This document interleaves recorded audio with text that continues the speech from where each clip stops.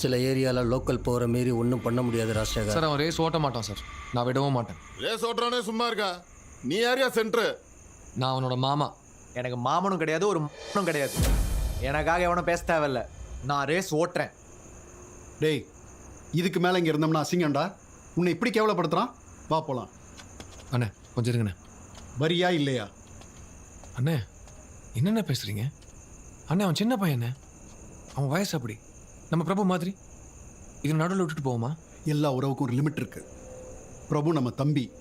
அவன் தம்பியா, ஃப்ரெண்டா, இல்லை நீ தூக்கி வளர்த்த மகனா? மூடும் தானே மச்சான். விட்டு கொடுக்க முடியாத உறவுண்ணே. என்னமோ பண்ணிக்க, நான் காரில் இருக்கேன். அண்ணே சிப்படா. டேய் நீ ஒன்றும் கேஸுக்கு பயந்துட்டு ரேஸ் எல்லாம் ஓட்ட போகாதானே, நான் பார்த்து. ஏய், நீ எல்லாம் எனக்கு அட்வைஸ் பண்ணாத. நான் கையெழுத்து போடுறேன் சார். கையெழுத்து போட்டால் என் வீட்டுக்கு போயிடலாமா? சொல்லிக்கிட்டே இருக்கேன் பெரிய இவன் மாதிரி.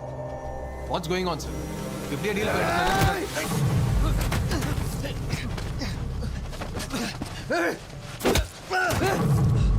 சின்ன பையன் பார்த்தா இஷ்டத்துக்கு ஆடிட்டே போற.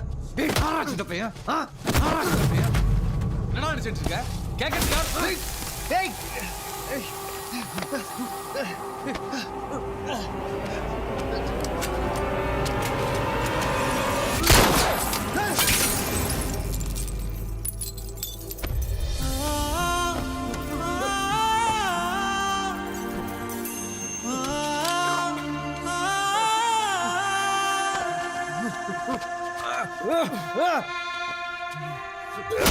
ஏன் வேலைக்கு உழ வைக்க பார்க்குற? ஏன் வேலைக்கு?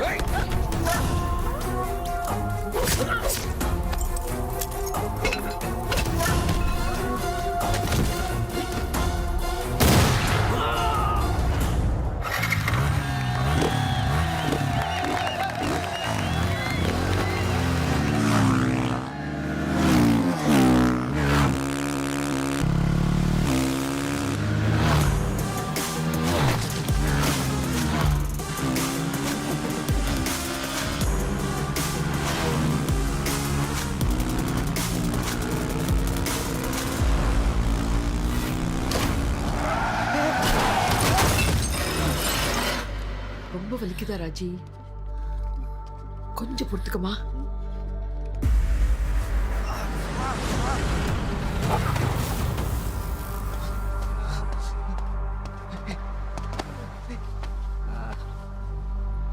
பிரபு கார்ல துணி இருக்கும் பாரு, சீக்கிரம் எந்திரி. மெல்ல மெல்ல.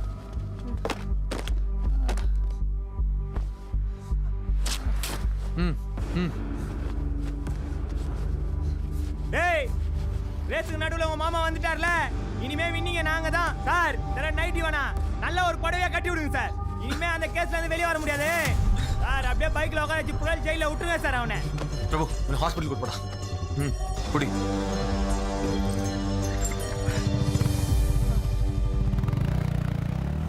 எந்திரா. உனக்கும் எனக்கும் எந்த உறவும் கிடையாது, அதெல்லாம் முடிஞ்சு போச்சு.